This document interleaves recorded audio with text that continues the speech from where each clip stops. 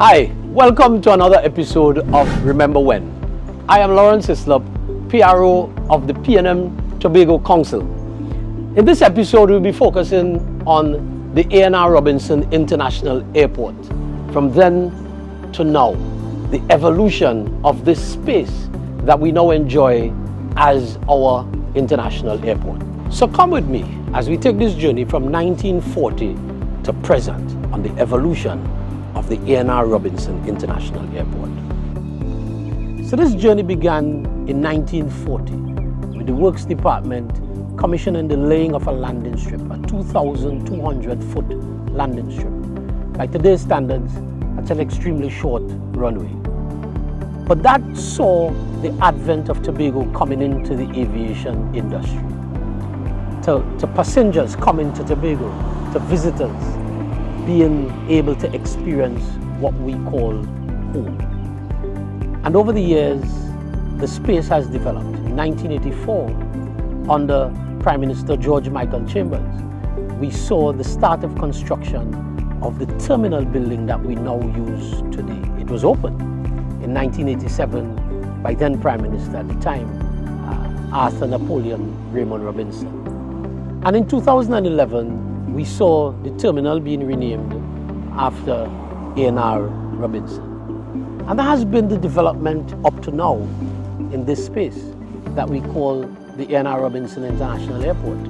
It has allowed for consistent domestic travel between the two islands of Trinidad and Tobago by our national carrier today, Caribbean Airlines.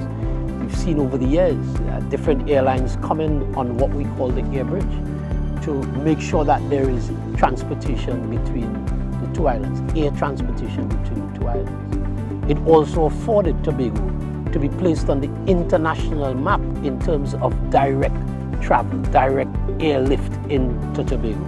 So from the days of Monarch and British Airways is here now, from the days of Monarch and Virgin Atlantic and all the other airlines that would have passed through Tobago, all of them called the ANR Robinson International Airport a port of call. So with me in this journey is a long-standing taxi operator at the airport. I understand he's been here since 1975, and so we just want to have just a brief conversation with Mr. Norton Roberts, who has been here for quite a long time. Mr. Roberts, thank you for joining us. Share with us some of your memories of the airport from the time you came in to now. Okay, if I should begin from the beginning. Indeed. When I came to the airport, it was nothing like this. It was a small runaway. You used to have the Dakota come in, and then you start with the Titas. Titas, right. And then, as a matter of fact, the runaway was almost where it is right now, because you're widening. Down on the end that way is where we used to come in, driving, and there was a big roundabout with a big almond tree. Right. That's where the taxi stand was on that side. Passengers came through what we called then the cow shed. The building, arrival hall as it were, wasn't nothing like what we have now, but it was accommodating, if I use that term. So that from my time to now, that time to now, if I could recall, a trip from the airport to Scarborough was $12. $12. Yeah, $12. Around the hotels in the area, Kong Point area, the 1 mile area, was $4. Right. And what is it today? What's a trip to Scarborough now? A trip to Scarborough is 100 and, according to going uptown, right, 110, 120, downtown is 100. So folks, you heard from Mr. Norton Roberts, long-standing taxi operator at the airport. So we go again as we take another step on this journey.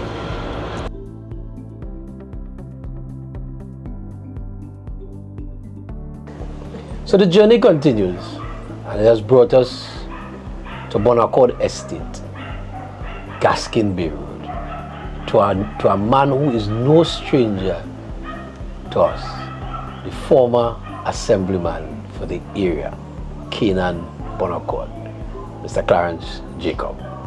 Mr. Jacob, how are you doing? Well, I'm fine, thank you. And good afternoon, you know. So we're having the conversation about the ANR Robinson Airport Terminal building. Tell us how you feel being from the start to now. Well, I am overwhelmed. I am grateful to God and also to the Prime Minister for keeping on track with his vision for Tobago.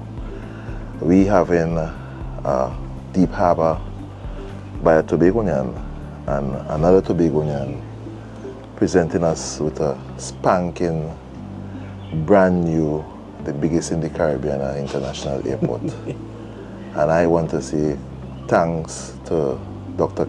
𝐏𝐞𝐦𝐞𝐬 Rowley for championing the cause. During my tenure as the former area representative, it was not an easy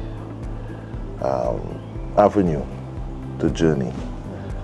I think from the initial process to date, we had some fallouts, but at the end of the day, the process is presented to us as a driver for the economy of Tobago. This international airport will bring a lot of opportunities for all of us, not only Tobago, but Tobagonians, but from an international standpoint. We will have more flights coming in Tobago. We will have more opportunities for Tobagonians. The opportunities would present itself, but we as well have to be ready for the opportunity. So the airport is the first driver, and there'll be many benefits from that international airport. And I want to say to all the persons who made it possible, and I cannot leave out that, those persons who were affected with the relocation, I want to say thank you all for giving Tobagonians and Trinidad and Tobago the opportunity to have this airport. And from this airport, I know God will bring blessings in different ways and avenues for your children and your future generation. So again, I must say to my constituents who were disgruntled at first, I still love you all. I still love you all. You know, I took a lot of curse and you know, a lot of fallouts and stuff. Yeah.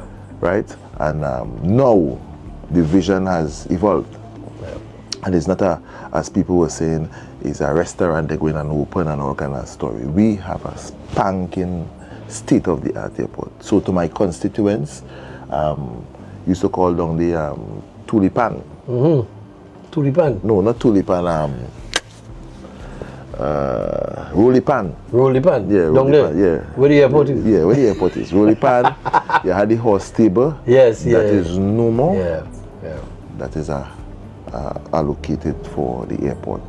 And to all the persons who live there and who are affected, I am happy today that you all gave us the opportunity to have this airport that will benefit all of Tobago.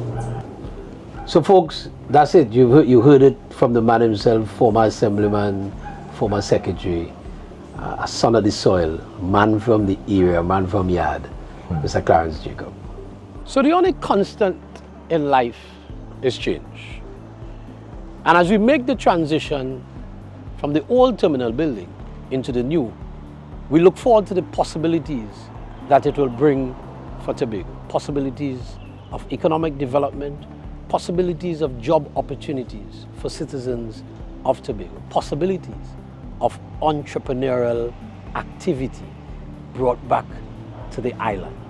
No, my name is Clifford Phillips, but my taxi icon's name is Clifford Cook, or Captain Cook. So we are with Captain Cook. And so as we chronicle the journey of the airport, Crown Point Airport, Crown Point International Airport, we want Captain Cook to share with us his story. Good. Chronicle his story from when he All started. right, I'll give you as much as I can remember. Yes, sir, we At appreciate it. 92, you know, I would not be very perfect. That's all right, that's all right. Good. But I started driving a taxi in 1958. That's when I acquired my taxi driver's license, in 58. I worked on the taxi stand first. In those days, taxis were not allowed to park in hotels. Not until in 59 when the film company came here, the Swiss Family Robinson. And most of the stars and so on stayed at that hotel. They stayed at Arnorsville, the big hotels. Right. Yeah, they stayed at the big hotels. And from there, there's where I started going to the airport in 58, in 1958. And I worked there until today, my retirement days, you know, like 2 years ago. 2 years ago. I retired. Wow. I retired from there. At the old terminal, the taxi drivers were not allowed to go into the building. You had to stay outside. There were no police officers and, you know, these things, but there were like men like Mr. Armstrong, Anthony, and those fellas, they were in charge of the airport. They had a uniform and so on, and they would try to solicit and, you know, give us the jobs and so on. We could not, but before, the reason why we had to do that is because there was free for all, and we used to actually go on the gangway of the aircraft to solicit. Straight to the stairs of the straight to the stairs of the right on the tarmac. In 1950, yeah, on the tarmac. In 58, 59, yeah. You had to go right on the tarmac, so they had to cut that out. So we had to stay outside and solicit. They were there, and the guys came, walked in, taxi, and they would say yes. And when they get the luggage, they would call you in. At this time, Armstrong and they would be outside monitoring the whole thing, so you cannot go in there, right? So I think you had shared with me before we started that the runway, you came just around the time when the runway just after it became, you know, a paved runway. It was grass. So it was grass. Yeah. Just before you used came. to have one plane per day. One plane aircraft per day. In the morning. Right. That's how it used to be. Grass runway. So if rain, whenever it rains, there's no flight. No flights. The planes couldn't land. Yeah, planes couldn't land. Yeah. I can remember once that when the jets had started coming in and so on, they had the cow shed, as they claim it was. There was a flight coming in from some foreign country, coming to land one night. And the lights was inadequate. Right. And the aircraft heading straight for the building. Wow. It was heading straight to the building when the pilot realized that that was not the runway light. You had to lift off again, you had to abort the landing. And the whole building just do that. Wow. Pass over, you know. So it has been a great improvement, eh? It has been a great improvement. We needed that new terminal a long time ago, Mr. And I'm sorry that it had to take so long. Yes. Yeah, it has taken that. And to see that now come to fruition, you are not in the business anymore. You retired. But how do you feel as a Tobagonian? Great. Yeah. I am feeling proud of that. We had Virgin Atlantic used to fly in here to Tobago on a government pay seat basis. Yeah. You remember that? Yes. Yes. And that because you couldn't get the full complement to come in here, so you had to pay the airline the money of the seats to come to get here. Yeah. So I think, Mr. Hislop, that we have achieved a lot from since at my time at the airport. Yes. We have gone very far, and I appreciate what they have been doing at Crown Point at this time. It's great. It's very great. I don't know. So, folks, you've heard it from an icon, the man they call Captain Cook, who has toiled in the vineyard at the airport since 1958, up to 2 years ago. And he has said his piece. We want to thank him for his contribution to the tourism product in Tobago and his contribution to Trinidad and Tobago. Thank you very much. So folks, we're here with Gas George, a resident of the Canaan Bonaccord Crown Point area, to continue the conversation on this journey that we are on with the ANR Robinson International Airport. And I want to invite Garth to just share with us some of his memories of the old airport when it was called the 𝐞𝐬𝐞𝐬. 𝐞𝐬𝐞𝐬 Talk to us days. that. Well, I remember way back then, in the 60s and so on, I used to go to Trinidad, quite frequently, play football and so on. And I remember when you come off the plane sometime, rain, I remember time rain came down and wet you, so back in the days it was really terrible, we have to say. Could you remember why it got the name the 𝐞𝐬𝐞𝐬?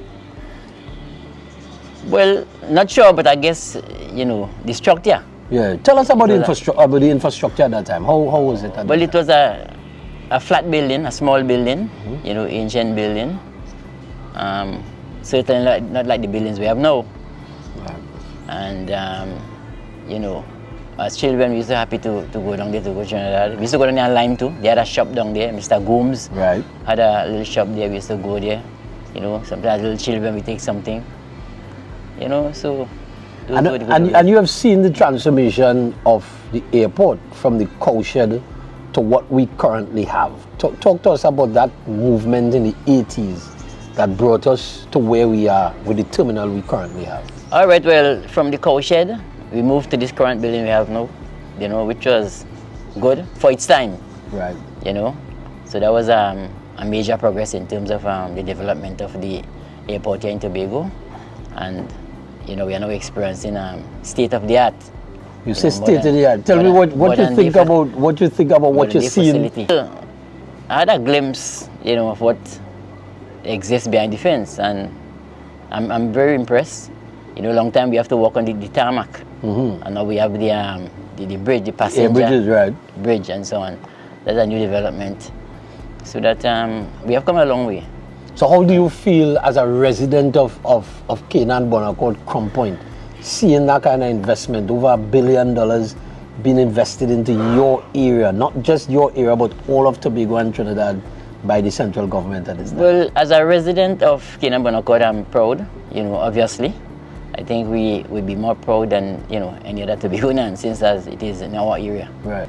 So folks, you heard it from a man on the ground, a man from the village, a man from the area, about what it used to be then and what it is now, and what it is going to do for Tobago going forward in the future. So we want to thank Mr. Garth for spending the time with us on Remember When. So today we stand on the cusp of something great, something significant, a huge milestone for aviation in Tobago. The soon to be opened new ANR Robinson terminal building. One that will see us triple our passenger capacity in Tobago to over 3 million passengers annually.